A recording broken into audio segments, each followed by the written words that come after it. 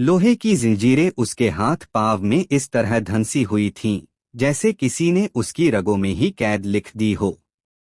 अंधेरी तंग कोठरी, बदबूदार हवा, ऊपर कहीं दूर सूली तैयार हो रही थी और बाहर जल्लादों की भारी आवाजें गूंज रही थीं।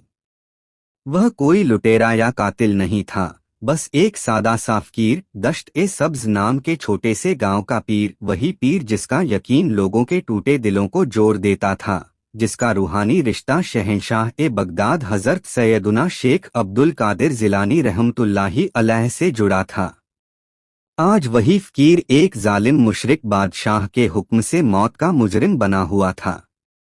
अंधेरे में बैठा वह अपने गांव की सूखी मीनों, औरतों की कापती आंखों और आबे रहमान के सूने किनारों को याद कर रहा था। अचानक दिल की गहराई में एक नरम मगर ताकतवर आवाज गूंजी, मेरे बेटे, तुम क्यों घबराते हो?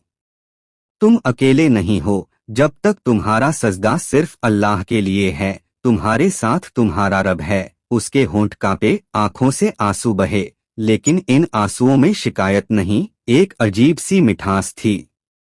उधर महल में वही जालिम सुल्तान अपने तख्त पर बैठा मुस्कुरा रहा था। कल फज्र के बाद मैं इस फकीर को सूली पर चढ़ाऊंगा, ताकि सारी रियासत देख ले कि मेरे बुतों से टकराने का अंजाम क्या होता है।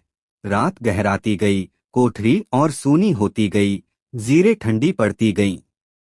और ठीक उसी गहराई में, जहां इंसानी मदद खत्म हो जाती है, वहां से एक नूरानी दरवाजा खुलने वाला था। उसने सोचा, क्या सचमुच कोई मेरी जंजीरें खोल सकता है? क्या सचमुच सूखी जमीन फिर से आबाद हो सकती है?